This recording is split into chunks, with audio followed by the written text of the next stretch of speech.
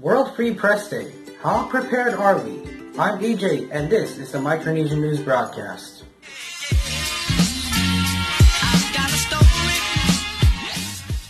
Welcome to the Micronesian News Broadcast. If this is your first time, welcome. And thanks for joining us. We are here to share news, updates, and our take on this beautiful part of the world, Micronesia. So you can stay informed and updated every week. Welcome to another episode. Recently was World Free Press Day. And what is World Free Press Day? It's an opportunity to celebrate the fundamental principles of press freedom, assess the state of press freedom throughout the world, defend the media from attacks on their independence, and pay tribute to those journalists who have lost their lives in the line of duty. So, what? There are four pillars that uphold a democratic society. We know the three basic pillars that uphold the society: the executive branch, the legislative branch, the judicial branch. What about the fourth branch? The fourth branch is the media. How does the media help? In our government, because it's based on a democratic society modeled after the American government, our government is a system of checks and balances. A system of checks and balances so no one branch becomes more stronger than the other. How does the media play a role in this? Just like the three other branches, they each play a role. The legislature obviously passes legislature and all the important decisions. The judicial branch upholds the law.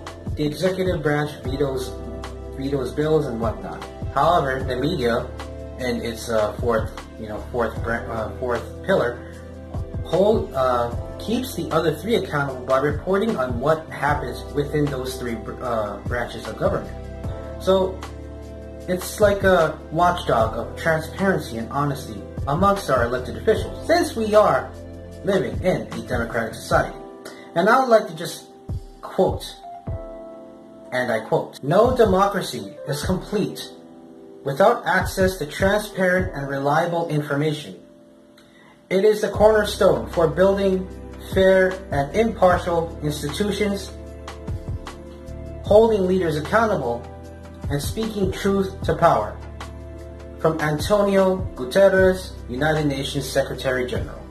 And in our second story,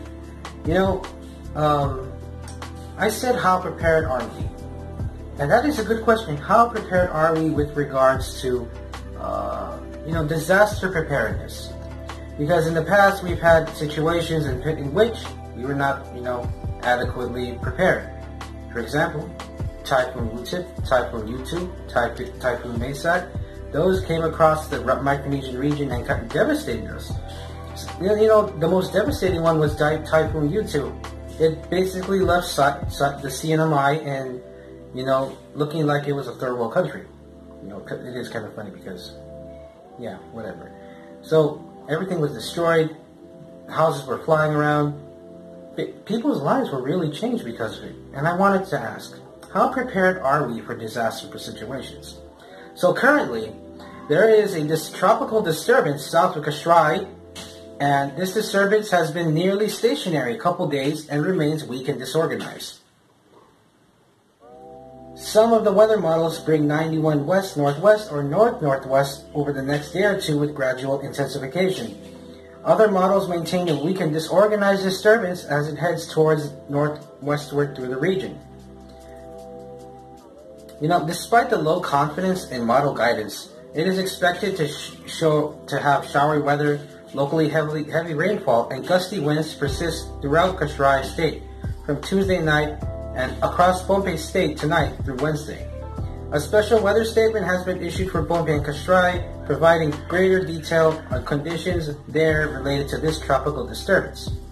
There's a full bulletin on, the Pohnpei weather station. I believe they have their own little website, and they also have a Facebook page where they always update it with the most up-to-date weather forecast that is relevant to our islands. And so I ask the question, how prepared are we for these type of events? Here is our take. Roll the clip. alive loving you. Life could be a dream, sweetheart. Hello, With hello regard to again. my very first story. You know, the theme for the year 2019 for World Free Press Day is Media for Democracy, Journalism and Elections in Times of Disinformation. You know, we live in an age where information is everywhere. A vast library of knowledge is held on this device. We can connect with family and friends, near and far, be entertained, learn all kinds of different things, and know what's going on in countries across the world and what's happening right in our own backyard. You know, recently in the news, there's a lot of talk going about concerning fake news, which is basically opinion disguised as fact. Even recently, there have been censorships of certain media personalities based on their political viewpoints. But that is far, far away from us. What about here in the FSM? I can at least give you two examples of, journalism trying to be suppressed. Recently, the most recent one is with Joyce McClure of Pacific Island Times. The Council of Pilong from Yap wanted to get rid of Joyce McClure because of her pieces that were seen as, kind of racist against Chinese people. And she was, labeled as, fake news, bias. She looks down on the people of Yap. And the people from the Council of Pilong actually said that Yap State's news brief is actually the only credible news source for the state of Yap because Pacific Island Times is fake news, therefore making Joyce McClure fake news. It was found that Joyce McClure, the reason why they decided to go after her is because she wrote some pieces questioning the Chinese investment in the tiny islands of Yap. Despite all the intentions of the Council of Pilong to get rid of Joyce McClure, I believe it was a Yap senator, the senator of Yap, decided, it's not a worthwhile effort to get rid of a journalist just based on accusations that are kind of baseless and sort of broad, because, like I said earlier, the only reason why they decided to go after her is because of so-called racism or bias or condescending viewpoints of the local people and people of Chinese ethnicity. And hooray to her that she wasn't kicked out of Yap. But here's another example that I wanted to share with you. This next case is, I'm pretty sure people in the FSM would know who this woman is. Sherry O'Sullivan. She was a Canadian journalist that happened to work for the Micronesian news magazine when it was still open. So what happened to Sherry O'Sullivan? So basically, Sherry O'Sullivan was kicked out of the FSM, never to return, on order from then President Jacob Nena. And it was passed from a resolution, unanimous resolution, from the FSM Congress on March 19th, I believe, how many years ago was this? 1997 or so? And it was found that she did a piece on a local business that skipped out on its taxes, and the people that brought the charges against her really didn't like what she had to report. And I'm quoting here from the Pacific Media Watch, and the article is called Censorship by Exile in Micronesian.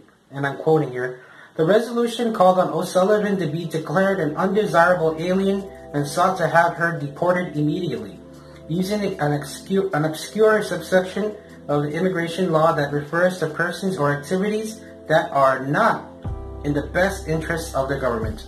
At the same time, O'Sullivan was overruled by her two local partners who she claims censored a story she tried to run in the paper that reported on the first case of tax evasion to be filed against a local business person in the FSM. O'Sullivan says that tax evasion is a national sport in the FSM, and that the government's first case of tax evasion will have enormous significance on the future tax accountability. After she, and then it goes on to say, at the time, the Pacific Daily News, a popular Guam paper in the FSM, took up O'Sullivan's case in its editorial. It said that actions to censor her are misdirected and instead end up posing a serious threat to the right of free speech and free press in the FSM. Since then, various media freedom organizations worldwide, I'm just quoting here because this was a long time ago, have taken up O'Sullivan's case. It says here the original article pointed out that the manager of Panuelo gas station had allegedly underreported revenue by as much as $300,000 for 1994 and $200,000 for 1995. One defendant has since pleaded guilty to 2 counts, receiving a $500 suspended fine. The maximum penalty available had been a $1,000 fine and a year's jail on each account. The FSM government is expected to try to collect $200,000 in back taxes and penalties. Apparently her 2 local partners, so they say, didn't have a problem with the story itself. They had a problem with the way it was written, whatever that means. And so O'Sullivan says they wanted it disappeared, not merely blacked out as I was instructed. As a result of the sacking, because O'Sullivan was sacked, right, the FSM news closed. O'Sullivan had been the only employee. She didn't even receive compensation. However, she did receive food from her employer/partner.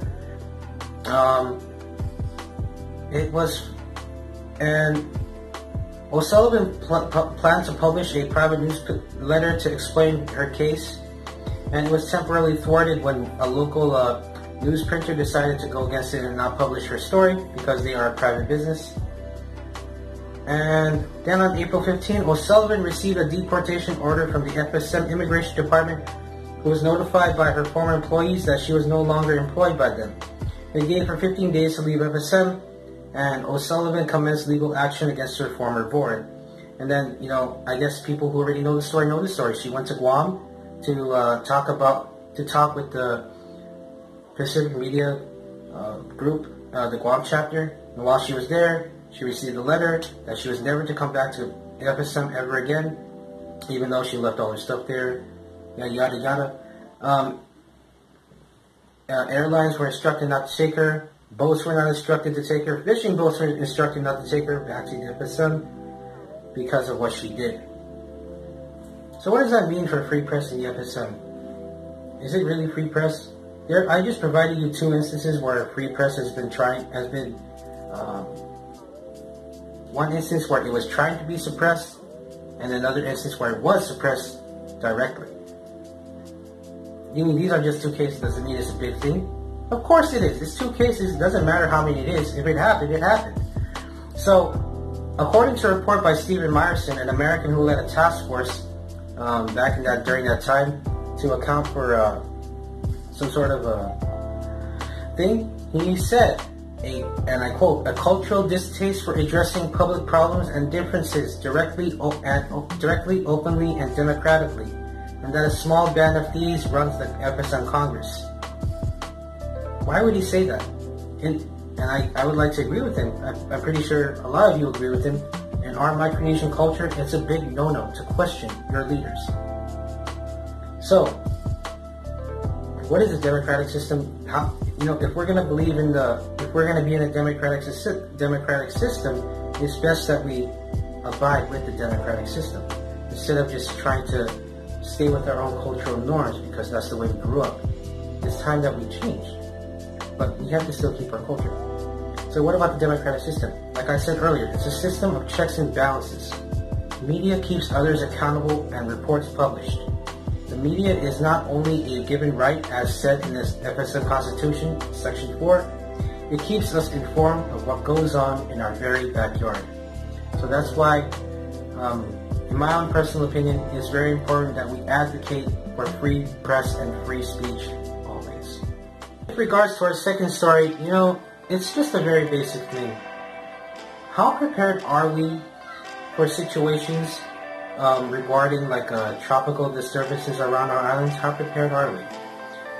I would like to know which departments should be involved in the early stage of awareness and preparation or advisory, and at what stage or point does the state DCO upgrade the status from advisory to alert and so on and so forth. I would also like to know, how does the DCO plan to let us know what to do when certain disturbances come across our islands? Because, as far as I'm concerned, maybe it's because, I'm ignorant or I don't look around hard enough, but I'm not entirely sure what to do if a typhoon comes around. I'm not entirely sure what to do if a tsunami, God forbid, was ever to come. And you know, the last couple tropical disturbances or typhoons that came across our region, we were warned, but we weren't exactly told what the hell to do. So, I'm asking this question to you, our viewers, and possibly to the weather station or whatever organizations are involved in this. Please let us know what it is we're supposed to do when these tropical disturbances come to our islands. Thank you so much for all the work that you do for us. We as people living on your islands would like to know what it is we're supposed to do. Hey guys, this is Norman and this is the weather for tomorrow. 27 degrees Celsius high during the day and 23 degrees Celsius low during the night, with scattered to numerous showers and isolated thunderstorms and 80% chance of precipitation and 79% of humidity. Sunrise will be at 6:11 a.m. and sunset will be at 6:35 p.m. Northeast winds 10 to 20 knots and seas will be at 5 to 7 feet high.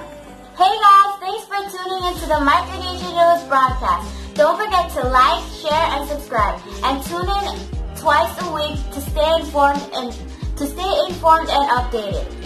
And also subscribe to our podcast, the Micronesian Podcast. So yeah, see you later.